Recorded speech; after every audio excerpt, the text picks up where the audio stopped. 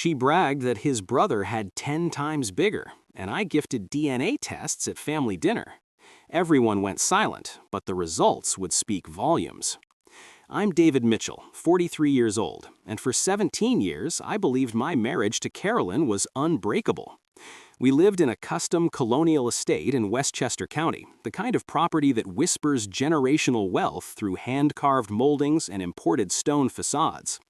I ran a forensic genetics laboratory specializing in paternity analysis and criminal DNA profiling for law enforcement agencies across 3 states. Carolyn managed a high-end interior design firm, creating showcase homes for tech executives and entertainment industry moguls. To our extended family, we were the success story that proved hard work and loyalty still mattered. To me, we were partners building something permanent for our children. To Carolyn, as I was about to discover, we were apparently just convenient cover for her real desires. Our family dynamics had always centered around my younger brother Marcus, a personal trainer whose charismatic presence dominated every gathering. He was the fun uncle to our twin sons, Jake and Ryan, now 12 years old, the reliable brother who helped with home renovations, the charming guest who made every celebration more entertaining. Carolyn had always been friendly with Marcus, perhaps too friendly, but I'd attributed their easy rapport to shared humor and his natural magnetism. My forensic training teaches you to analyze evidence objectively, but when that evidence involves your own family, objectivity becomes the first casualty of emotional investment. The red flags accumulated like contaminated samples in a compromised lab, each one small enough to rationalize individually, but devastating when analyzed systematically. February brought Caroline's sudden interest in fitness, joining Marcus's exclusive gym despite having access to our home equipment and personal trainer. March introduced weekend wellness retreats that coincidentally aligned with Marcus's competition schedule across different states. April saw the introduction of family workout sessions that somehow always ended with just Caroline and Marcus while I handled client calls that couldn't wait for Monday morning. May brought the dead bedroom situation that developed like a slow system failure. Carolyn always had legitimate reasons for avoiding intimacy: exhaustion from demanding design deadlines, stress from difficult clients, hormonal fluctuations that killed her desire for physical connection. But she had endless energy for increasingly frequent family activities that centered around Marcus's presence. June introduced mysterious text conversations she'd taken other rooms, speaking in hushed tones about fitness goals and training schedules that seemed to require extensive private consultation. The breaking point came at our annual 4th of July celebration, a Richardson family tradition that brought together 3 generations for barbecue, fireworks, and the kind of bonding that creates lifelong memories. Our backyard was filled with aunts, uncles, cousins, and grandparents who'd gathered to celebrate not just independence, but our family's continued prosperity and unity. Marcus held court near the pool, entertaining everyone with stories about his latest bodybuilding competition, while Caroline hung on every word with attention she hadn't given me in months. The conversation turned to genetics and family resemblances, as it often did when multiple generations gathered. My elderly Aunt Margaret was commenting on how our sons had inherited Marcus's athletic build rather than my more academic physique. "It's fascinating how genetics skip around," she mused, studying the twins' developing muscles. "Sometimes I think Marcus's genes are stronger than David's in this family." The comment was innocent, the kind of casual observation that punctuates family gatherings. But Caroline's reaction was anything but casual. She laughed, a sound that cut through the ambient conversation like shattered glass. "Oh, trust me, Margaret," Caroline said, her voice carrying clearly across the patio. "Marcus definitely has the stronger genes in every possible way. His brother has 10 times bigger everything that matters." The words hung in the air like poison gas, creating silence so complete that even the children stopped playing. The sexual innuendo was unmistakable, delivered with the confidence of someone who possessed intimate knowledge rather than speculation. My father dropped his beer bottle, glass shattering on patio stones with a sound that seemed to echo forever. My mother's face went pale, her hand flying to her mouth in shock. Marcus's expression shifted from confusion to panic as he realized what Caroline had just implied in front of our entire family. But it was the look in Caroline's eyes that destroyed me completely. Not embarrassment or regret, but defiant satisfaction, as if she'd finally revealed a truth she'd been hiding for years. The humiliation was absolute and public, witnessed by 3 generations of family members who would never unhear those words or forget the moment my marriage exploded in front of everyone who mattered most. But as the shock settled into my bones, something fundamental shifted inside me. The pain, the betrayal, the searing embarrassment began crystallizing into something colder and infinitely more dangerous. Carolyn had just declared war on our marriage in the most public way possible, but she'd made a critical error. She'd challenged a forensic geneticist to question paternity in front of the entire family. The laboratory director had just been activated, and Caroline had no idea that her casual boast about intimate knowledge of my brother's anatomy was about to trigger the most comprehensive genetic analysis of her life. Every assumption about our children's parentage, every family resemblance we'd celebrated, every genetic trait we'd attributed to Richardson DNA would be scientifically examined, with the precision I use to solve criminal cases. She wanted to humiliate me with suggestions about superior genetics. I was about to use actual genetics to destroy her completely. That evening, as family members departed in uncomfortable silence and Caroline retreated to our bedroom without explanation or apology, I made a decision that would change our family forever. My response wouldn't just make everyone silent at the next family gathering, it would make Caroline understand that challenging a forensic geneticist about paternity while conducting systematic deception was the most expensive mistake she could make. The quiet, analytical husband was about to become the most dangerous threat she'd ever encountered, armed with scientific precision and unlimited access to genetic testing that reveals truth with mathematical certainty. The humiliation of that 4th of July gathering didn't break me. It activated something infinitely more dangerous than emotional devastation.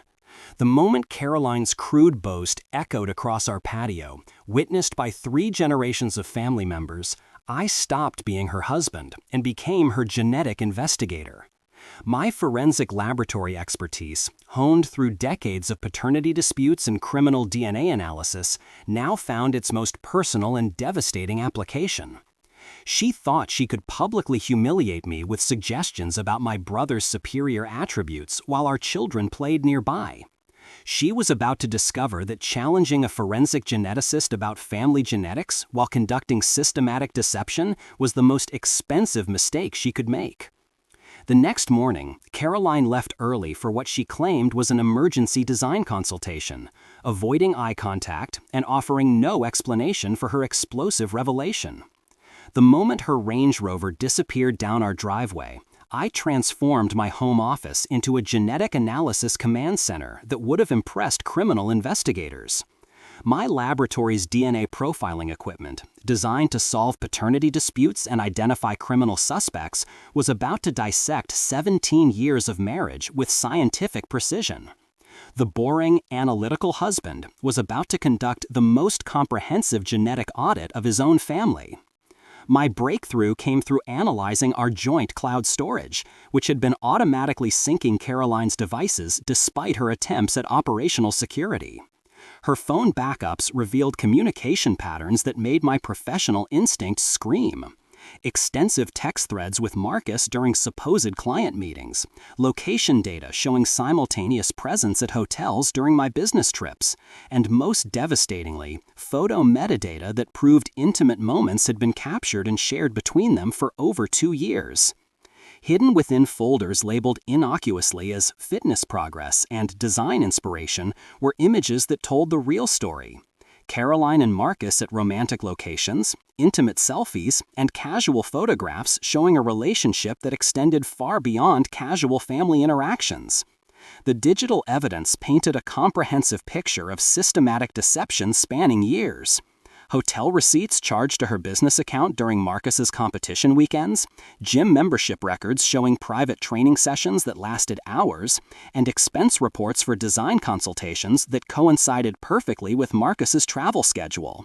They'd been conducting their affair with the arrogance of people who believed I was too boring and trusting to notice obvious patterns. But the most damaging discovery was a series of photos from a wellness retreat taken 15 years ago, just months after we were married, showing Caroline and Marcus together with an intimacy that suggested their relationship had deeper roots than anyone suspected.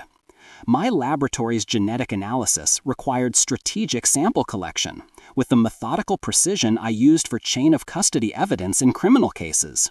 Hair follicles from Caroline's brush, saliva traces from coffee cups, and skin cells from her pillowcase provided multiple DNA sources that would survive any legal challenge. The twin samples were easier to obtain through routine activities, drinking glasses, toothbrushes, and hair clippings from their recent back-to-school grooming. Marcus's DNA required more strategic collection, accomplished during his next visit to help with yard work, through shared water bottles and casual requests to move furniture that left skin cells on surfaces I could sample later. But I needed something more sophisticated for the final revelation. The solution came to me with the clarity of a perfectly designed experiment: Richardson Family Heritage Night. I would create a legitimate-seeming family genealogy project that would compel clean, voluntary DNA collection from everyone involved, witnessed by the entire extended family, with samples collected under protocols that would satisfy any court. I contacted my mother, explaining that I wanted to create a comprehensive family genetic history as a surprise for my father's upcoming birthday.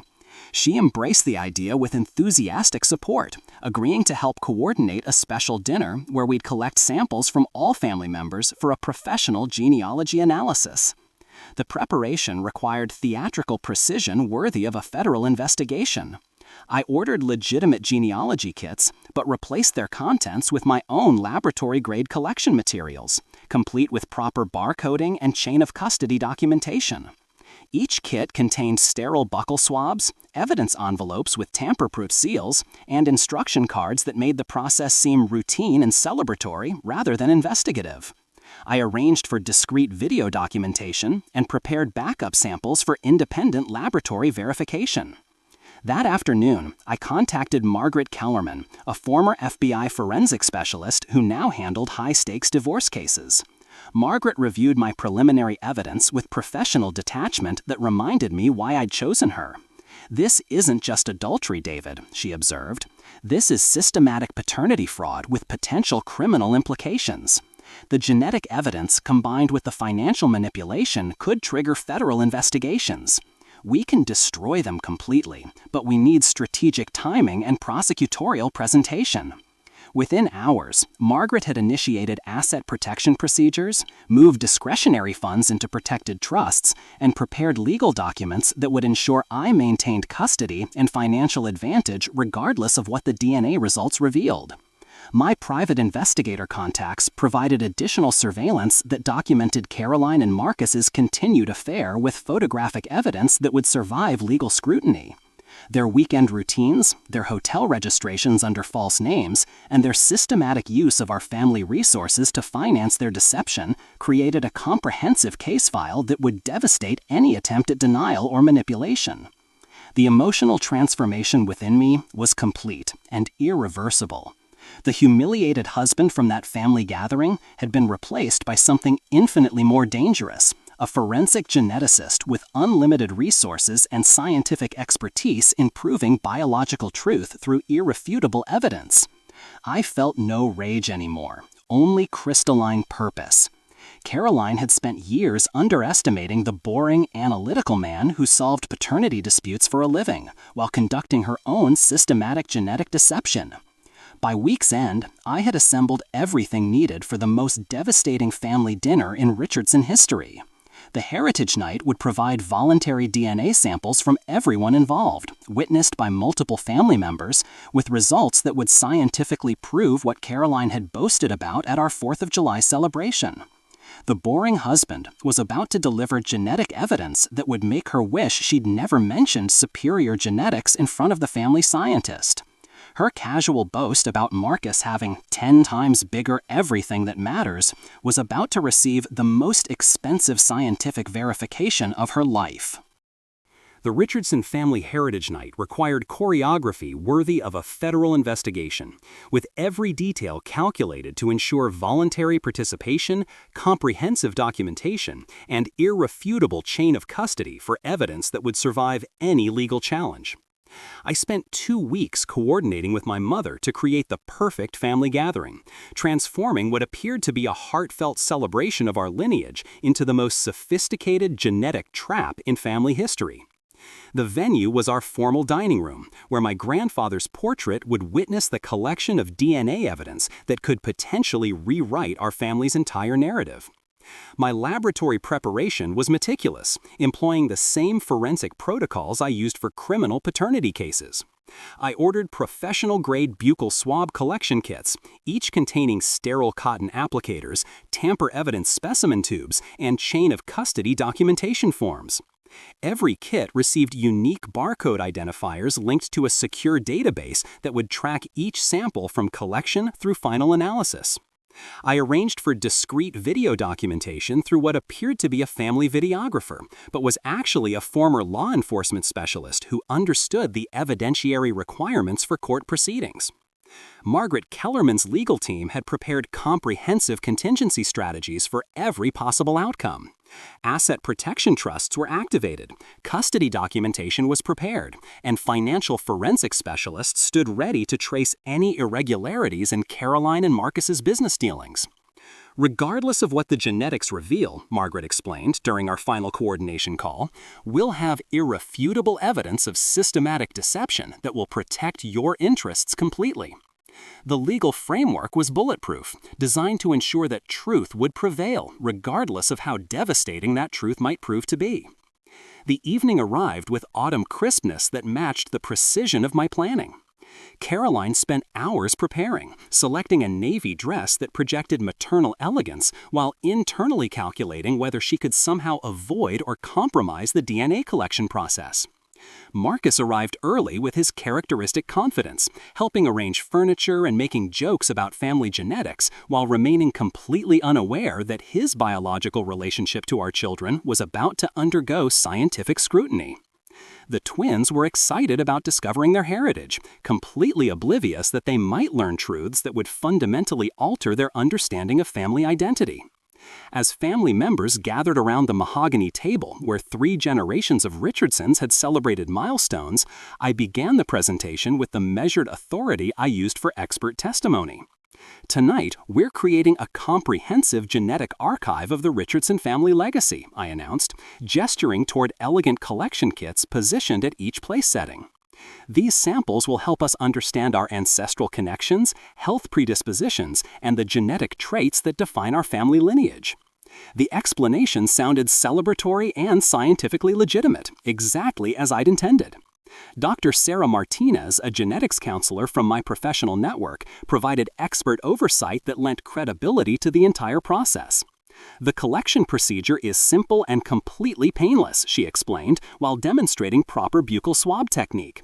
Each sample will undergo advanced genetic analysis that can trace family relationships with mathematical precision.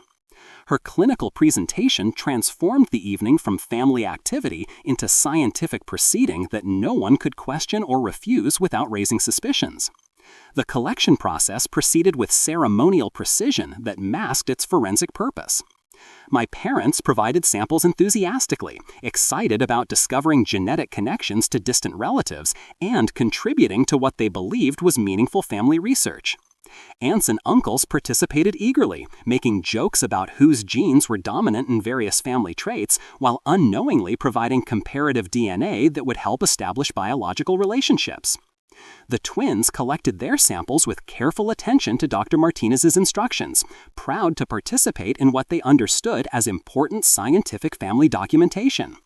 But the critical moments came when Caroline and Marcus faced the inevitable collection requirement. Caroline's hands trembled slightly as she handled the swab, her composure cracking as she realized that genetic analysis would provide irrefutable evidence of relationships she'd spent years concealing. "Is this really necessary, David?" she asked, voice strained with barely controlled panic.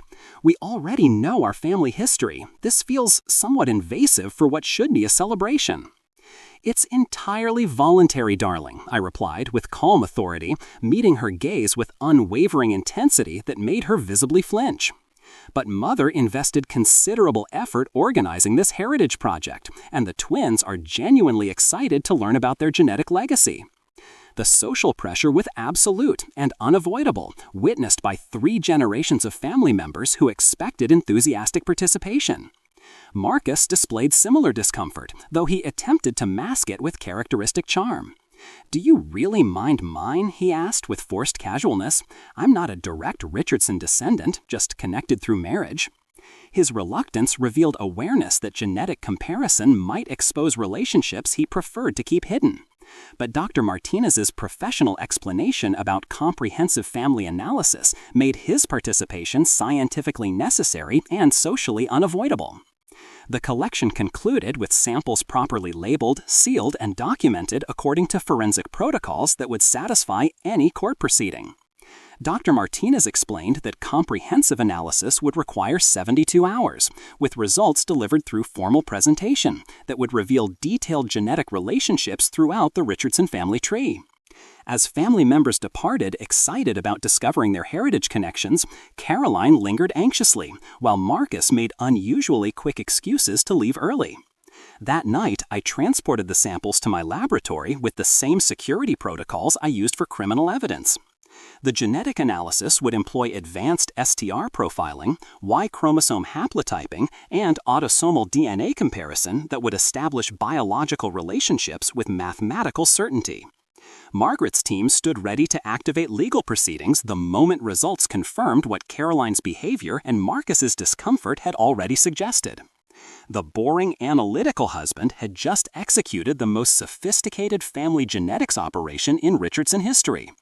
Caroline's casual boast about Marcus having superior attributes was about to receive scientific examination that would either vindicate or destroy her in the most public way possible.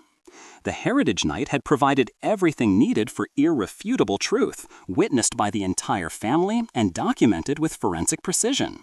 Now all that remained was letting the DNA speak with the mathematical certainty that would determine everyone's future.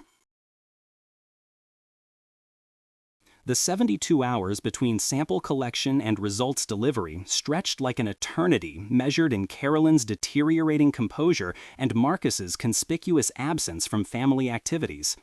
My laboratory ran comprehensive genetic analysis employing advanced STR profiling, Y chromosome haplotyping, and autosomal DNA comparison that would establish biological relationships with mathematical certainty exceeding 99.99% probability.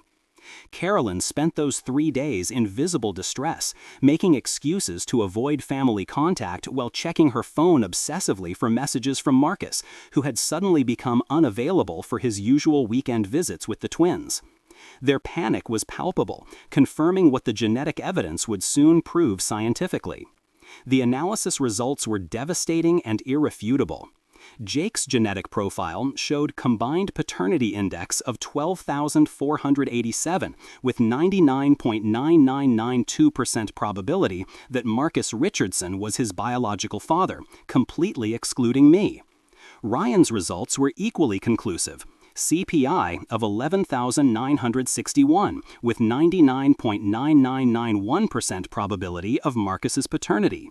The Y chromosome haplotypes matched my brother perfectly while excluding me with mathematical certainty. For absolute verification, I ran duplicate profiles from secondary samples and sent blind duplicates to an independent accredited laboratory. Their report mirrored mine exactly, providing irrefutable evidence that both twins were Marcus's biological children, conceived during Carolyn's systematic deception spanning over 12 years. Dr. Martinez coordinated the results presentation with the clinical precision she brought to family court paternity revelations. We scheduled a follow-up dinner identical to Heritage Night, framing it as an exciting celebration of our genetic discoveries.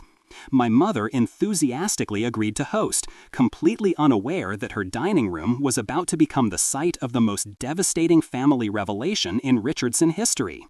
Margaret Kellerman prepared comprehensive legal documentation, divorce papers citing adultery and paternity fraud, custody agreements based on genetic evidence, and asset protection orders that would ensure Carolyn's systematic deception couldn't destroy the twins' financial security.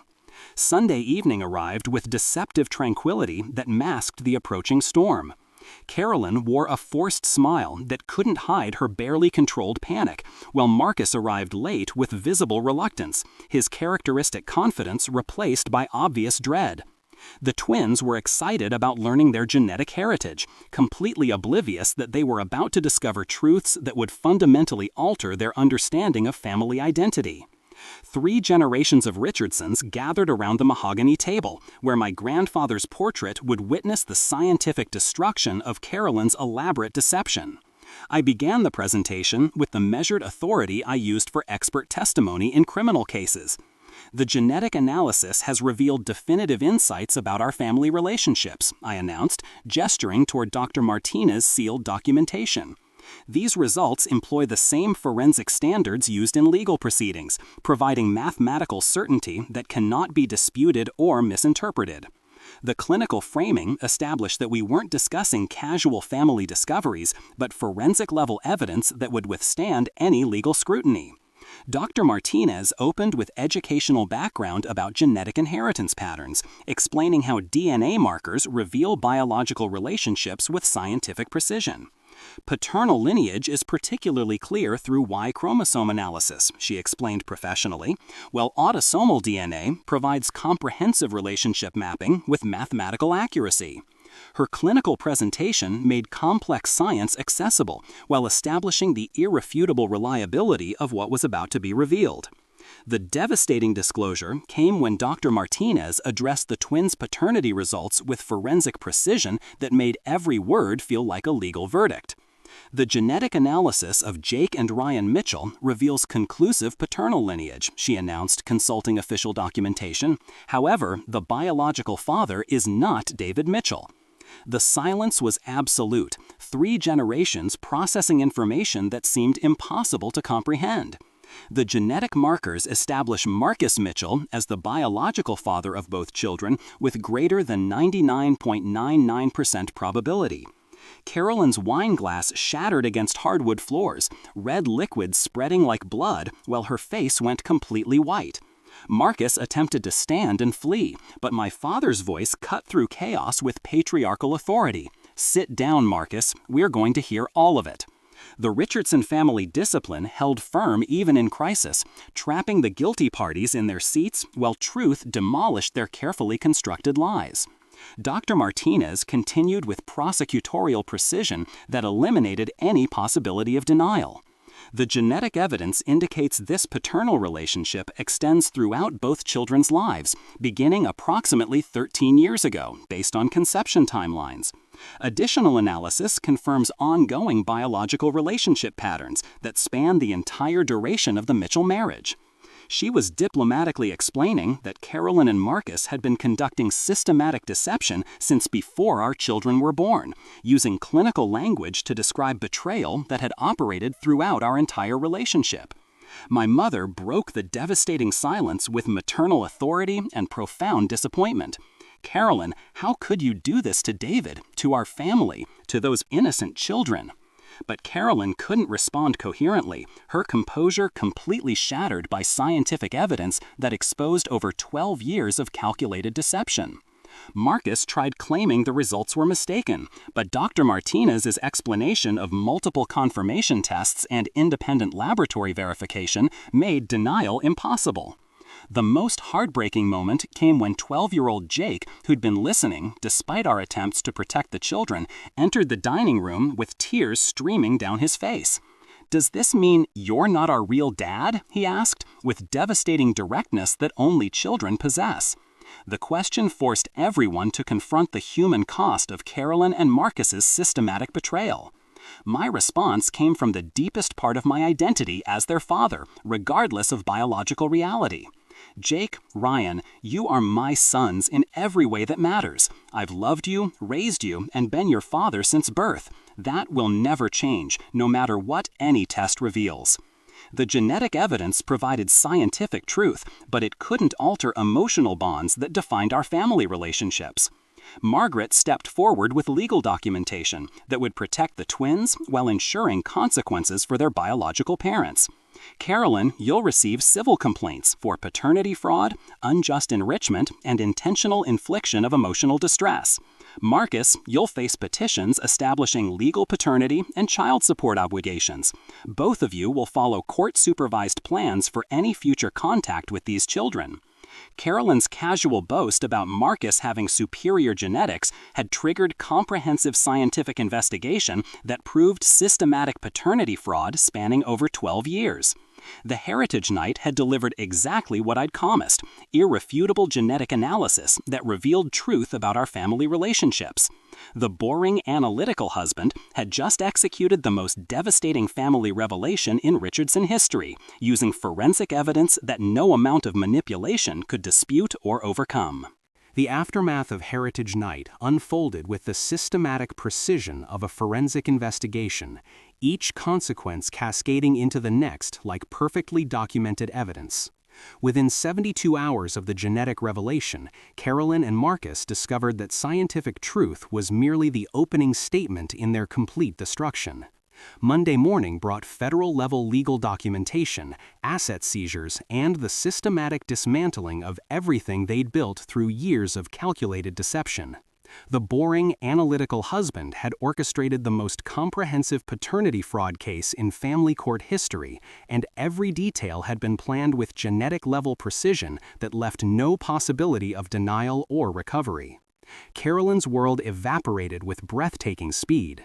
Margaret's legal team filed comprehensive civil suits citing paternity fraud, intentional infliction of emotional distress, and unjust enrichment spanning 12 years of marriage. The financial forensics were devastating.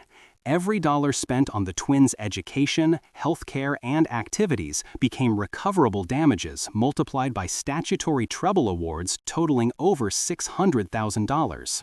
Her interior design firm placed her on immediate leave when clients learned their trusted professional had conducted systematic deception involving her own children, destroying business relationships built over decades of apparent integrity. The Connecticut Real Estate Commission suspended her professional license pending investigation, effectively blacklisting her from the luxury market she'd spent years cultivating. Marcus faced legal consequences that extended far beyond family embarrassment. Court-ordered paternity establishment triggered immediate child support obligations calculated at Connecticut's maximum guidelines, retroactive to both children's births with compound interest totaling over $400,000. His personal training business collapsed when gymnasium contracts were terminated due to moral turpitude clauses, while fitness industry sponsors dropped him immediately. My father, the Richardson family patriarch, disinherited Marcus from family trusts and business partnerships that had provided his primary income for years, delivering the verdict with patriarchal finality. You will meet every obligation this court imposes, then rebuild from nothing or remain nothing. But the most critical focus became Jake and Ryan's emotional well-being through this devastating revelation. I sat with them at our kitchen table the morning after Heritage Night, explaining with careful honesty that while Marcus was their biological father, I was and always would be their dad. Biology explains where you came from, I told them, but love and commitment determine who you become. You are my sons in every way that matters, and that will never change regardless of any test results. We began family therapy immediately with Dr. Martinez, who specialized in complex parentage cases and helped them understand that their identity remained unchanged despite biological discoveries.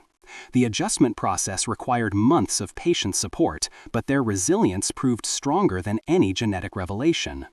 Jake and Ryan chose to keep the Richardson name, a decision that brought tears to my eyes and solidified our family unit in ways no DNA test could ever undo. You raised us, Ryan explained during one therapy session. You were there for everything that mattered. That makes you our real dad. Their choice represented the triumph of emotional bonds over biological accidents, proving that family relationships are built through daily commitment rather than genetic inheritance. My parents rallied with incredible strength, despite their heartbreak over Marcus's betrayal. My mother stood firmly beside me and the boys, repeatedly emphasizing that Jake and Ryan were her grandsons regardless of genetics. These children were raised with Richardson values by people who love them unconditionally, she declared at the next family gathering. The extended family, though wounded by the scandal, united in support of me and the twins while maintaining appropriate distance from Carolyn and Marcus's destructive choices. 6 months later, my life had fundamentally transformed in ways that exceeded even my strategic planning. My forensic genetics laboratory expanded dramatically, securing new contracts from law enforcement agencies impressed by my methodical approach to complex paternity cases. The personal scandal, rather than damaging my professional reputation, had demonstrated my expertise in uncovering sophisticated genetic deception, making me the most sought-after expert witness in family court proceedings. The specialized parentage integrity unit I established turned profitable within months, while I donated portions of proceeds to fund counseling for children caught in adult deception. Margaret and I had developed a professional partnership built on mutual respect and shared experience of strategic justice executed with prosecutorial precision.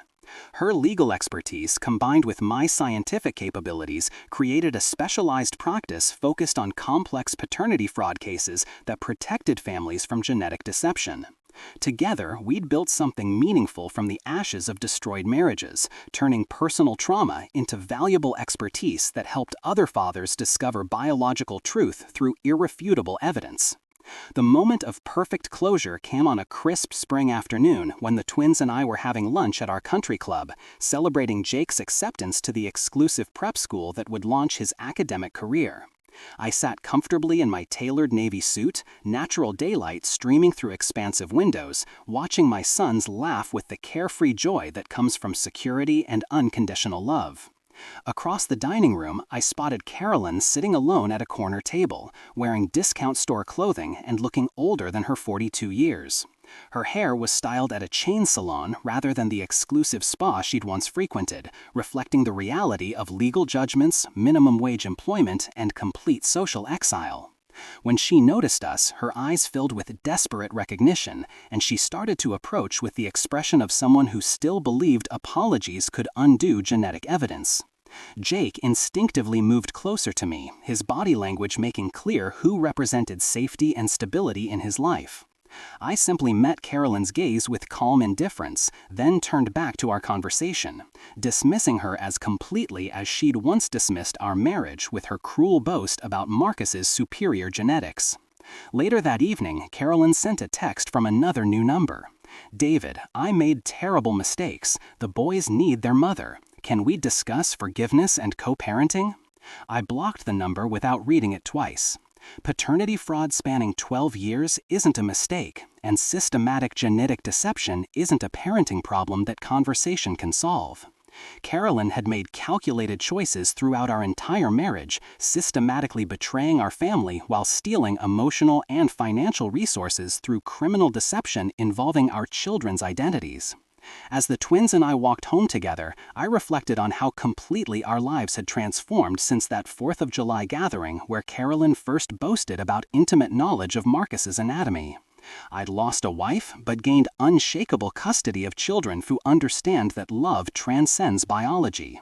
I'd lost a marriage, but found professional purpose protecting other families from genetic deception. Carolyn had bragged that Marcus had 10 times bigger everything that matters, but she'd discovered that what matters most in family relationships isn't measured in genetics or anatomy, but in integrity, loyalty, and the willingness to protect children from adult deceptions. The Heritage Night had delivered exactly what I'd promised: comprehensive genetic analysis that revealed truth with mathematical certainty. Everyone went silent because the results spoke louder than any words she could ever say.